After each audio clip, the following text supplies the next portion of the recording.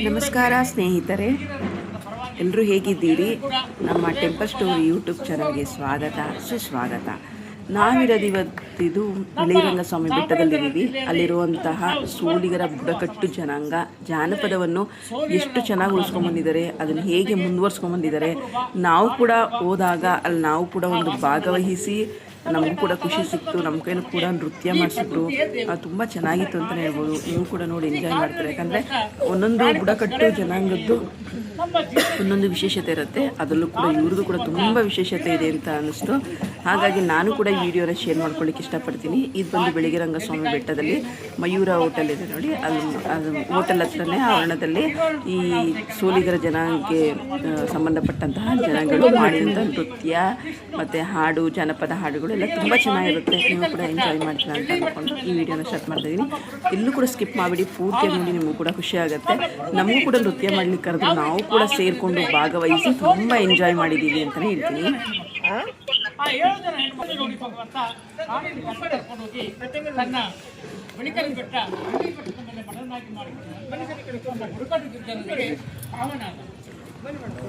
ಹಾಗಾಗಿ ನಮ್ಮ ಭಾವನೆಗೆ ಒಂದು ಇಷ್ಟವಾದ ಪ್ರಿಯವಾದ ಪೂಜೆ ಇದೆ. ಈ ಪೂಜೆ ಯಾವುದಂದ್ರೆ ಬೇಟೆಮನೆ ಸೇವೆ. ಬೇಟೆಮನೆ ಸೇವೆ ನಮ್ಮ ಸುತ್ತಮುತ್ತಲು ಬರುವಂಥ ಎಲ್ಲ ಭಕ್ತಾದಿಗಳು ಯಾವ ರೀತಿ ಆಚರಣೆ ಮಾಡ್ತಾರೆ ಅಂದರೆ, ಅವರ ಜೊತೆಯಲ್ಲಿ ಬರುವಾಗ ಹಳ್ಳಿಯ ಜಾನಪದ ತಿಂಡಿಗಳನ್ನ ತರ್ತಾರೆ.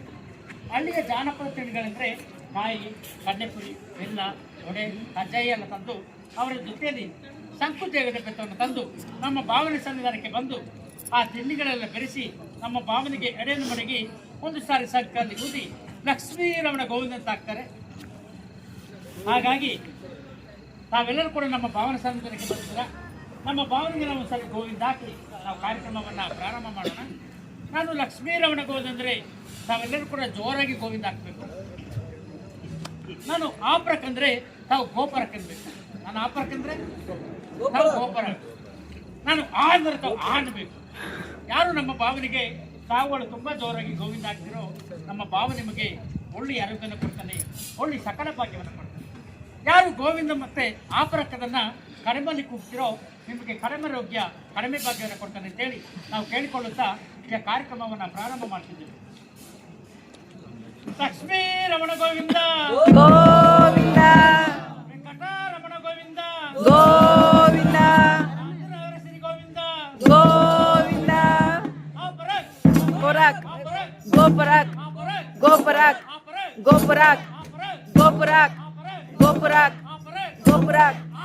ಆ ಆ ಆ ಆ ಆ ಆ ಆ. ಹಾಗಾಗಿ ತಾವೆಲ್ಲರೂ ಕೂಡ ನಮ್ಮ ಭಾವನೆಗೆ ತುಂಬಾ ಜೋರಾಗಿ ಗೋವಿಂದ ಹಾಕಿದ್ರ ನಮ್ಮ ಭಾವ ನಿಮಗೆ ಒಳ್ಳೆಯ ಒಳ್ಳೆ ಸಕಲ ಸೌಲಭ್ಯಗಳನ್ನು ಕೊಡಲಿ ಅಂತೇಳಿ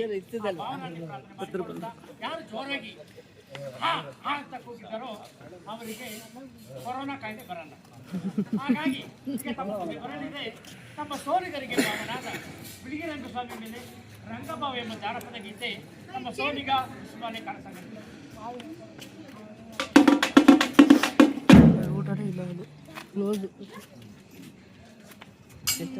ರಂಗಭಾವ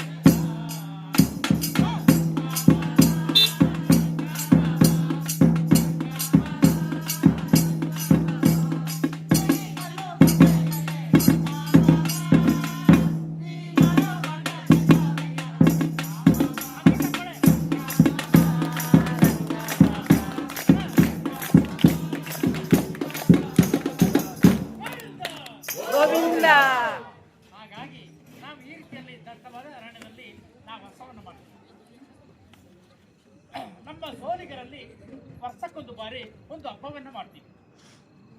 ಈ ಹಬ್ಬ ಯಾವುದಂದ್ರೆ ರೊಟ್ಟಿ ಹಬ್ಬ ಅಂತೇಳಿ. ಈ ರೊಟ್ಟಿ ಹಬ್ಬ ನಮಗೆ ಬಹಳ ವಿಶೇಷವಾದ ಹಬ್ಬ. ಈ ಹಬ್ಬವನ್ನು ನಾವು ಯಾವ ಸಂದರ್ಭದಲ್ಲಿ ನಾವು ಮಾಡ್ತೀವಿ ಅಂದರೆ ಏಪ್ರಿಲ್ ತಿಂಗಳಲ್ಲಿ ಒಂದು ಸೋಮವಾರ ಅಥವಾ ಶುಕ್ರವಾರ ನಾವು ದಿನವನ್ನು ನಿಗದಿಪಡಿಸಿಕೊಂಡು ನಾವು ರೊಟ್ಟಿ ಹಬ್ಬವನ್ನು ಮಾಡ್ತೀವಿ. ಈ ರೊಟ್ಟಿ ಹಬ್ಬವನ್ನು ನಾವು ಎಲ್ಲಿ ಮಾಡ್ತೀವಿ ಅಂದರೆ, ನಾವು ನಮ್ಮ ಬಿಳಿಗಿರಿರಂಗನ ಬೆಟ್ಟಕ್ಕೆ ಬಂದರೆ ಒಂದು ಪುಣ್ಯವಾದ ಸ್ಥಳ ಹೇಳ್ತಾರೆ.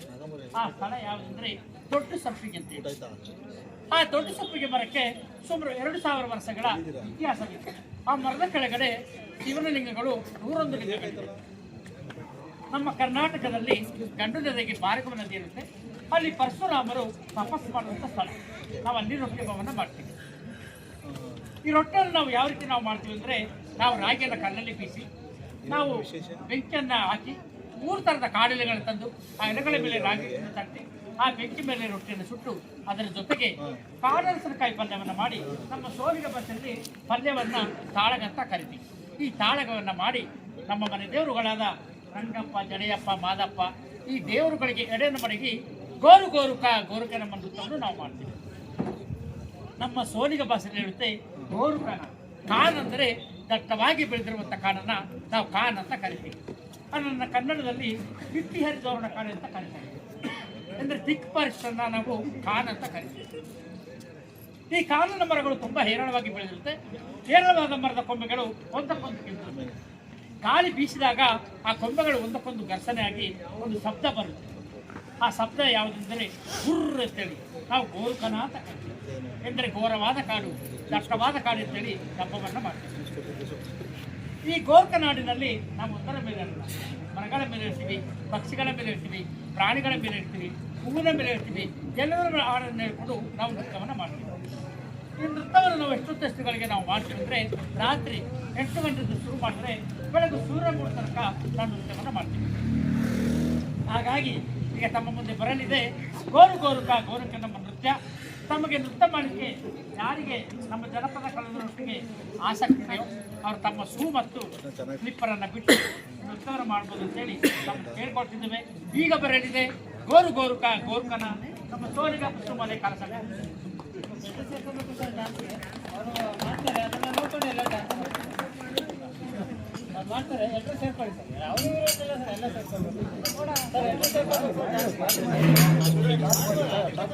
ರಘುಪಾರಗೆ ಹೋಗೋಣ. ಚೆನ್ನಾಗಿರುತ್ತೆ. ಅದೇ ನಾವು ತಕ್ಕತಾ ಇರ್ತೀವಿ.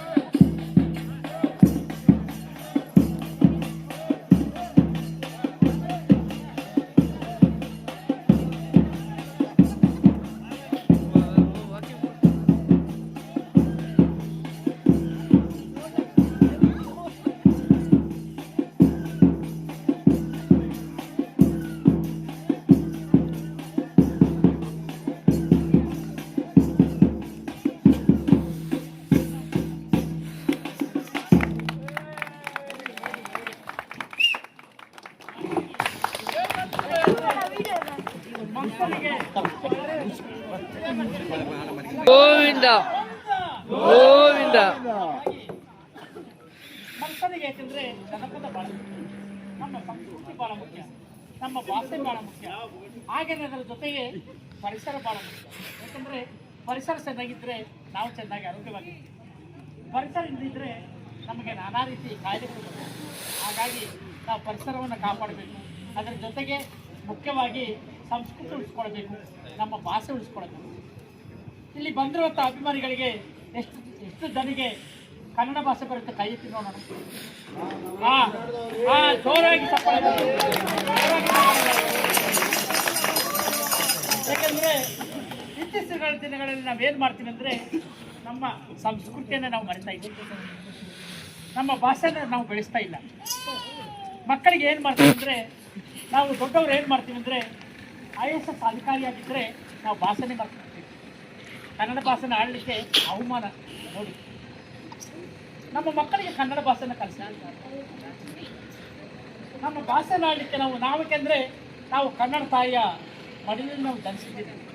ನಮ್ಮ ಭಾಷೆನ ಆಡಲಿಕ್ಕೆ ನಾವು ಅವಮಾನ ನೋಡಿ. ಎಷ್ಟು ಮನಸ್ಸು ನಾವು ಎಷ್ಟರ ಮಟ್ಟಿಗೆ ಹೋಗಿದ್ದೀವಿ. ಅದಕ್ಕಾಗಿಯೇ ಈಗ 3 ವರ್ಷದಿಂದ ಜಗತ್ತಿಗೆ ಒಂದು ಕಾಯಿಲೆ ಬಂತು. ಯಾವ ಕಾಯಿಲೆ? ಕೊರೋನಾ ಕಾಯಿಲೆ. ಕೊರೋನಾ ಕಾಯಿಲೆ ಬಂದ ಮೇಲೆ ನಾವು ಮನಸ್ಸು ಏನಾದವು ಎಲ್ಲ ನಾಶ ಆದವು. ಕಾರಣ ಇಷ್ಟೇ, ನಮ್ಮ ಇಂದಳ ತಲೆಮಾರಿನಲ್ಲಿ ಜನಪದ ಉಳಿದಿತ್ತು, ಸಂಸ್ಕೃತಿ ಉಳಿದಿತ್ತು, ಭಾಷೆ ಉಳಿದಿತ್ತು. ಆದ್ದರಿಂದ ನಮಗೆ ಕಾಯಿಲೆ ಯಾವುದು ಬರ್ತಿರಲಿಲ್ಲ. ಇವಾಗ ಏನು ಮಾಡ್ತೀವಿ ಅಂದರೆ ನಾವು ಅದನ್ನು ಮರಿತಾ ಇದ್ದೀವಿ, ಅದನ್ನು ಬಿಡ್ತಾ ಇದ್ದೀವಿ. ಈಗ ನಾವು ದೊಡ್ಡವರಿಗೆ ಏನು ಮಾಡ್ತೀವಿ, ದೊಡ್ಡವರಿಗೆ ಮತ್ತು ಚಿಕ್ಕ ಮಕ್ಕಳಿಗೆ ಹುಟ್ಟಿದಬ್ಬವನ್ನು ಮಾಡ್ತೀವಿ, ಆಚರಣೆ ಮಾಡ್ತೀವಿ. ಹುಟ್ಟಿದಬ್ಬ ಆಚರಣೆ ಮಾಡಿದ್ರೆ ನಾವೇನು ಮಾಡ್ತೀವಿ, ಆ ದಿನ ಒಬ್ಬರು ದೊಡ್ಡವರ ಹುಟ್ಟಿದಬ್ಬಕ್ಕಾಗಲಿ ಚಿಕ್ಕವರ ಮಕ್ಕಳ ಹುಟ್ಟಿದಬ್ಬಕ್ಕಾಗಲಿ ಬರ್ತಡೇ ಅಂತ ಮಾಡ್ತೀವಿ ನಾವು. ಇವಾಗ ಬರ್ತಡೇ ಮಾಡಿ ನಾವು ಏನು ಮಾಡ್ತೀವಿ ಅಂದರೆ, ಊರಿಗೆ ಹೋಗಿ ಒಂದು 10 kg ಕೇಕನ್ನು ತರ್ತೀವಿ. ಆ ಕೇಕ್ ತಂದು ಅದಕ್ಕೆ ರಾಸಾಯನಿಕ ಬಣ್ಣ ಅದನ್ನು ಹಾಕಿ ಅದನ್ನು ಬಿಸಿ ತೊಡಿತೀವಿ. ಕಣ್ಣಿಗೆಲ್ಲೇ ಬೀಳುತ್ತೆ, ತಲೆಗೆಲ್ಲೇ ಬೀಳುತ್ತೆ. ಆವಾಗ ನಮ್ಮ ಭಾಷೆನ ಆಡ್ತಾ ಇಲ್ಲ. ನಾವು ಏನು ಮಾಡ್ತೀವಿ, ಹ್ಯಾಪಿ ಬರ್ಡೇ ಟೂ ಅಂತೀವಿ. ನೋಡಿ ಎಷ್ಟರ ಮಟ್ಟಿಗೆ ನಮ್ಮ ಸಂಸ್ಕೃತಿ ಬಂದಿದೆ. ಇದು ನಮಗೆ ನಾಚಿಕೆ ಕೇಳು. ನಮ್ಮ ಹಾಡುಗಳಿದೆ, ತುಂಬ ಚೆನ್ನಾಗಿ ಹಾಡುಗಳಿದೆ. ಹೋಗಿ ದೇವಸ್ಥಾನಕ್ಕೆ, ಬರ್ತಡೇಗೆ ದೇವಸ್ಥಾನಕ್ಕೆ ಹೋಗಿ ಆ ಮಗಿನ ಹುಟ್ಟಿದ ಹಬ್ಬ ಹೆಸರನ್ನು ಹೇಳಿ, ಆ ದೊಡ್ಡವರ ಹುಟ್ಟಿದ ಹೆಸರನ್ನು ಹೇಳಿ ಅರ್ಚನೆ ಮಾಡ್ಕೊಂಡು ಬಂದಿ. ಮನೆಗೆ ಬಂದು ಒಂದು 10 ಜನ ಊಟ ಹಾಕೋಣ. ಆವಾಗ ಇಂಥ ಹಾಡುಗಳಿದೆ. ಚೆಲ್ಲಿದರು ಮಲ್ಲಿಗೆಯ ಹಾಡಿದೆ. ಈ ಹಾಡನ್ನು ಬಿಟ್ಟು ಆರ್ಥಿಕಗಳು 48,000 ಜನಸಂಖ್ಯೆನ ವಾಸ ಮಾಡ್ತಾರೆ. ಇದುವರೆಗೂ ಕೊರೋನಾ ಕಾಯಿಲೆ ಬಂದು ಒಬ್ರು ಕೂಡ ಡೆತ್ ಆಗಿಲ್ಲ. ಒಬ್ರು ಕೂಡ ಡೆತ್ ಆಗಿಲ್ಲ. ನಮ್ಮ ಬುಡಕಟ್ಟುಗಳಲ್ಲಿ ಯಾರಿಗೂ ಕೂಡ ಕೊರೋನಾ ಕಾಯಿಲೆ ಬಂದಿಲ್ಲ. ಏಕೆಂದರೆ ನಾವು ಜನಪದವನ್ನು ಬೆಳೆಸ್ತಾ ಇದ್ದೀವಿ, ಜನಪದವನ್ನು ಉಳಿಸ್ತಾ ಇದ್ದೀವಿ, ಸಂಸ್ಕೃತಿ ಬೆಳೆಸ್ತಾ ಇದ್ದೀವಿ. ಇದುವರೆಗೂ ನಮ್ಮ ಹೆಣ್ಣು ಮಕ್ಕಳಲ್ಲಿ ಒಬ್ಬರು ಕೂಡ ಅತ್ಯಾಚಾರ ಆಗಿಲ್ಲ. 48,000 ಜನಸಂಖ್ಯೆಯಲ್ಲಿ ಹೆಣ್ಣು ಮಕ್ಕಳು ಒಬ್ಬರು ಅತ್ಯಾಚಾರ ಆಗಿಲ್ಲ, ಒಂದು ಕೊಲೆಗಳಾಗಿಲ್ಲ. ಏಕೆಂದರೆ ನಾವು ನಮ್ಮಲ್ಲಿ ಒಳ್ಳೊಳ್ಳೆ ಪದ್ಧತಿಗಳಿದೆ, ಅದನ್ನು ನಾವು ಬೆಳೆಸ್ಕೊಳ್ಳಬೇಕು, ಅದನ್ನು ಉಳಿಸ್ಕೊಳ್ಳಬೇಕು. ಹಾಗಾಗಿ ನಮ್ಮಲ್ಲಿ ನಾನು ಮನವಿ ಮಾಡಿಕೊಳ್ತಾ ಇದ್ದೀನಿ, ತಾವು ಕೂಡ ತಮ್ಮ ಮಕ್ಕಳಿಗೆ ಕನ್ನಡ ಭಾಷೆಯನ್ನು ಕಲಿಸಿ, ಕನ್ನಡ ಭಾಷೆಯನ್ನು ಬೆಳೆಸಿ, ಮತ್ತು ಜನಪದವನ್ನು ಬೆಳೆಸಿ. ಈ ಹ್ಯಾಪಿ ಬರ್ಡೇ ಟೂ ಅನ್ನೋದು ಇದು ಬೇರೆ ದೇಶದ ಸಂಸ್ಕೃತಿ, ಅದು ನಾವು ಬಳಸಬಾರ್ದದನ್ನು. ನಮಗೆ ಅದು ಹಾಡುಗಳಿದೆ ಚೆನ್ನಾಗಿ. ಇವಾಗ ಹೇಳಿದ್ರಲ್ಲ, ತಿಂಗಳು ಮುಳುಗಿದವೋ ರಂಗಾಲ ಬೆಳಗಿದವೋ ತಾಯಿ ಸೌಂದಿಯ ಪೂಜೆಗೆಂದು ಬಾಳೆ ಬಾಗಿದವೋ. ನೋಡಿ ಚೆನ್ನಾಗಿದೆ ಯಾರು ನಾಡಿ ಮಕ್ಕಳಿಗೆ ಅಲ್ವಾ? ಹಾಗೆಂತ ತಾವು ಯಾರು ಕೂಡ ಮನನ ಒಪ್ಕೊಳ್ಬೇಡಿ, ತಾವು ಭಾಷೆಯನ್ನು ಬೆಳೆಸ್ತೀನಿ ನಾನು ಹೇಳ್ಕೊಳ್ತಾ ಇದ್ದೀನಿ. ಈಗ ನಮ್ಮ ಮುಂದೆ ಬರಲಿದೆ ಮತ್ತೊಂದು ನೃತ್ಯ, ಗೌಜಲಕ್ಕಿ ನೃತ್ಯ. ಈ ಗೌಜಲಕ್ಕಿ ಎಂಬುದೊಂದು ಪಕ್ಷಿ, ಅದು ಹಿಂದಿಯಲ್ಲಿ ಆ ಪಕ್ಷಿಯನ್ನು ಗಿಟಾರ್ ಅಂತ ಕರೀತಾರೆ, ಅದು ನಮ್ಮ ಕನ್ನಡ ಭಾಷೆಯಲ್ಲಿ ಗೌಜಲಕ್ಕಿ ಅಂತ ಕರಿತೀವಿ. ಈ ಪಕ್ಷಿಗಳು ಹೋಗುವಾಗ ಯಾವ ರೀತಿ ಗೀತವನ್ನು ನಮಗೆ ನಾವು ನೃತ್ಯದ ಮೂಲಕ ನಾವು ಮಾಡಿ ತೋರಿಸ್ತೀವಿ. ನಾವೆಲ್ಲ ಕೂಡ ನೃತ್ಯಕ್ಕೆ ಸೇರಿಕೊಂಡು ಮಾಡ್ಬೋದು. ಯಾವ ರೀತಿ ನೃತ್ಯಕ್ಕೆ ಸೇರಿಕೊಂಡು ಮಾಡ್ತಿರೋ ಅವರಿಗೆ ನಮ್ಮ ಜನಪದ ಕಲೆ ತಂಡದಿಂದ ನಿಮಗೊಂದು ಒಳ್ಳೆಯ ಬಹುಮಾನ ಕೊಡ್ತೀವಿ. ಆಗ್ಬೋದಾ? ಹಾಂ, ಬಹುಮಾನ ಕೊಡ್ತೀವಿ. ಆಗ್ಬೋದಾ? ಹಾಗಾಗಿ ಅಂದರೆ ಮಧ್ಯ ಬಿಟ್ಟರೆ, ಮಧ್ಯ ಓಡ್ಬಿಟ್ರೆ ನಾವು ನಿಮ್ಗೆ ಬಹುಮಾನ ಕೊಡಲ್ಲ. ನೃತ್ಯವನ್ನು ಮುಕ್ತಾಯ ಮಾಡಬೇಕು, ಹಾಗಿದ್ದರೆ ಮಾತ್ರ ಬಹುಮಾನ ಕೊಡ್ತೀವಿ. ಹಾಗಾಗಿ ಈಗ ನಮ್ಮ ಮುಂದೆ ಬರಲಿದೆ ಗೌಜಲಕ್ಕಿ ನೃತ್ಯ, ನಮ್ಮ ಸೋರಿಗ ಪುಷ್ಪಮರೆ ಕಲಸಕ್ಕೆ ನಾವು ಸ್ಟಾರ್ಟ್ ಮಾಡಿ.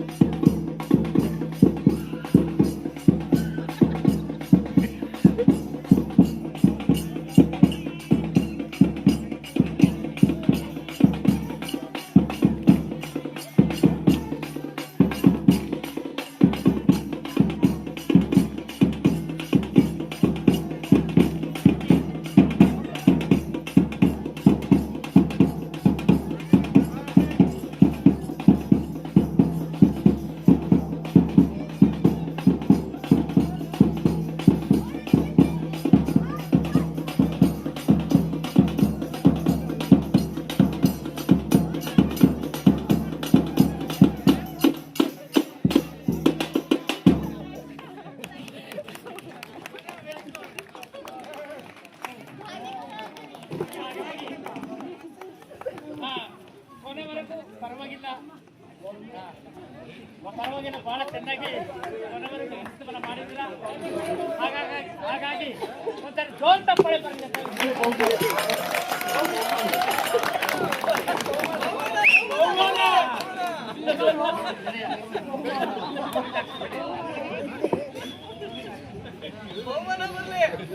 ಹಾಗಾಗಿ ನಮ್ಮ ಕೌಜಲಿಕ ನೃತ್ಯವನ್ನ ನಾವೆಲ್ಲರೂ ಕೂಡ ಬಹಳ ಚೆನ್ನಾಗಿ ಮಾಡಿದ್ದೇವೆ. ಯಾಕಂದ್ರೆ ನಾವು ಬಹುಮಾನ ಕೊಟ್ಟಿದ್ದು ಏನಿದ್ದು ಅದು ನಾವು ಕೊಡಬೇಕು. ಯಾಕಂದ್ರೆ ನಾವು ಕೊಡದಿದ್ರೆ ನೀವು ಮುನ್ಸ್ಕೊಳ್ತೀರಾ ಖಂಡಿತವಾಗಿ ಅಂತೇಳಿ ನನಗೆ ಒಂದು ಅನುಮಾನ ಶುರು ಆಯಿತು. ಯಾಕೆ ನನ್ನ ಮನಸ್ಸಿಗೆ ಅನುಮಾನ ಶುರು ಆಯ್ತು ಅಂದರೆ, ನಾನು ಬಹುಮಾನ ಕೊಡ್ತೀನಿ ಅಂತ ಹೇಳಿದ ಮೇಲೆ ಬಂದಿದ್ರಲ್ವ, ಜನಪದ ಉಳಿಸಲಿಕ್ಕೆ ಬಂದಿದ್ರಲ್ವಾ, ಜೋರ್ ತಪ್ಪಾಳೆ ಬರಲಿ. ನಾನು ಯಾಕಂದ್ರೆ ಬಹುಮಾನ ಕೊಡ್ತೀನಿ. ಹಾ ಸರ್, ಓ ಆಯ್ತಾಯ್ತು, ಖಂಡಿತವಾಗಿ ಬಹುಮಾನ ಕೊಡ್ತೀವಿ. ಹಾಗಾಗಿ ನಮ್ಮ ಜನಪದ ಕಲಾ ತಂಡದಿಂದ ತಾವೆಲ್ಲರೂ ಕೂಡ ಬಹಳ ಚೆನ್ನಾಗಿ ನೃತ್ಯವನ್ನು ಮಾಡಿ ಕೊನೆಯವರೆಗೂ ಮುಕ್ತಾಯ ಮಾಡಿದ್ದೀರಾ. ಹಾಗಾಗಿ ನಮ್ಮ ಜನಪದ ಕಲಾ ತಂಡದಿಂದ ನಿಮ್ಮ ದೇಹದಲ್ಲಿ ಅರ್ಧ ಕೆಜಿ ಕಡಿಮೆ ಮಾಡಿದ್ದೀವಿ. ಜೋರು ಚಪ್ಪಾಳೆ ಬರಲಿ. ಹಾಗಾಗಿ ನಮ್ಮ ಜನಪದವನ್ನು ನಾವು ಉಳಿಸ್ಕೊಂಡು ಬೆಳೆಸ್ಕೊಂಡು ಬರ್ತಾ ಇದ್ದೀವಿ. ಯಾಕೆಂದರೆ ಜನಪದದಲ್ಲಿ ಕೂಡ ನಮಗೆ ಒಳ್ಳೆಯ ಆರೋಗ್ಯಕ್ಕೆ ಭಾಳ ಚೆನ್ನಾಗಿ ಒಳ್ಳೆಯ ವಿಚಾರಗಳು ಇದನ್ನೆಲ್ಲ ಮಾಡಿದ್ರೆ ನಮಗೆ ನಮ್ಮ ದೇಹಕ್ಕೆ ಒಳ್ಳೆ ಶಕ್ತಿ ಬರ್ತದೆ. ಈಗ ನೋಡಿ, ಈಗ ಮನಸ್ಸು ಏನು ಮಾಡ್ತೀವಿ ಅಂದರೆ ಡಾಕ್ಟರ್ ಹತ್ರಕ್ಕೆ ಹೋಗ್ತೀವಿ. ಹೋದಾಗ ನಾವು ನಮಗೆ ತುಂಬ ಕೊಬ್ಬು ಜಾಸ್ತಿ ಇರುತ್ತೆ, ಡಾಕ್ಟರ್ ಜಾಸ್ತಿ ಇರುತ್ತೆ, ಜೊತೆಗೆ ಹೊಟ್ಟೆ ಬಂದಿರುತ್ತೆ. ಆವಾಗ ಏನು ಹೇಳ್ತಾರೆ ಡಾಕ್ಟ್ರು, ನೀವು ಪ್ರತಿದಿನ ಬೆಳಿಗ್ಗೆ ಸಂಜೆ 3 ಕಿಲೋಮೀಟರ್ ವಾಕ್ ಹೋಗಿ ಅಂತ ಹೇಳ್ತಾರೆ. ದಿನ ನೃತ್ಯ ಮಾಡಿದ್ರೆ ಸಾಕು, ಯಾರು ವಾಕ್ ಹೋಗುವಂಥ ಅವಶ್ಯಕತೆ ಇಲ್ಲ. ಯಾಕೆಂದರೆ ನಮ್ಮ ನೃತ್ಯ ಮಾಡಿ ಭಾಳ ಚೆನ್ನಾಗಿದ್ದಾರೆ ನೋಡಿ. ಎಲ್ಲ ಯಾರು ಕೂಡ ಹೊಟ್ಟೆ ಬಂದಿಲ್ಲ, ನಾವು ಮಾಡ್ತಾ ಇಲ್ಲ. ನಾವು ಹೇಳಿದ್ದು ಒಳ್ಳೇದು, ನಾವು ನೃತ್ಯವನ್ನು ಮಾಡ್ತಾ ಇಲ್ವಲ್ಲ, ಅದಕ್ಕೆ ನಾವು ಬೇರೆ ಯಾರು ಹೇಳ್ತೀವಲ್ಲ. ಹಾಗಾಗಿ ಈಗ ತಮ್ಮ ಮುಂದೆ ಬರಲಿದೆ ನಮಗೆ 77 ಮಲೆಯ ಮಹದೇಶ್ವರ ಮನೆದೇವರಾಗಬೇಕು. ಮತ್ತೊಂದು ನೃತ್ಯ ಇದೆ, ಯಾರು ಹೋಗಬೇಡಿ. ಈಗ ತಮ್ಮ ಮುಂದೆ ನಮಗೂ 77 ಮಲೆಯ ಮಹದೇಶ್ವರನ ಮೇಲೆ ಚೆಲ್ಲಿದರು ಎಂಬ ಗೀತೆಯನ್ನು ಆಡಿ, ಜನಪದ ಗೀತೆಯನ್ನು ಆಡಿ ಕೊನೆಗೆ ಒಂದು ನೃತ್ಯವನ್ನು ಮಾಡ್ತಿದ್ವಿ. ಹಾಗಾಗಿ ಈಗ ತಮ್ಮ ಮುಂದೆ ಬರಲಿದೆ ಚೆಲ್ಲಿದರು ಮಲ್ಲಿಗೆ ಎಂಬ ಗೀತೆಯನ್ನು ಆಡಿದ್ದೀವಿ.